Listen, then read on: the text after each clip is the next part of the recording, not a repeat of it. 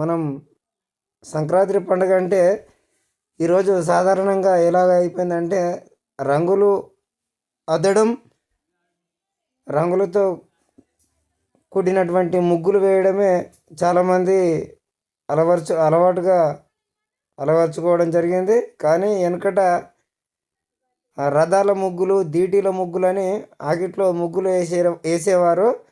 భోగి రోజు దీటీల ముగ్గులు, సంక్రాంతి పండుగ రోజు రథం ముగ్గు వేసేవారు. ఆ రథం ముగ్గు ఇప్పటికీ మా ఇంట్లో మర్చిపోకుండా ప్రతి సంవత్సరం రథం ముగ్గు వేస్తారు. చూడండి, మా అమ్మ సిద్ధం చేసినటువంటి రథం ముగ్గు ఇది.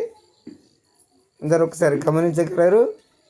అంటే పండుగ రోజు దీని గురించి పెద్ద మనుషులను అడిగితే ఏం చెప్తున్నారంటే, పండుగ రోజు దేవుడు రథంలో వస్తాడు కాబట్టి మన ఇంటికి రథం పైన రావాలన్న ఉద్దేశంతో వెనకటి నుండి ఈ రథం ముగ్గు అనేది వేస్తారు అని చెప్పడం జరుగుతుంది.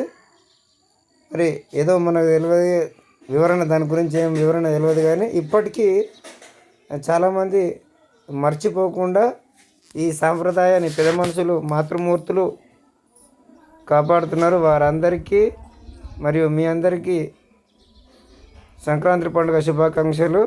జై శ్రీరామ్. ఓం నమః శివాయ.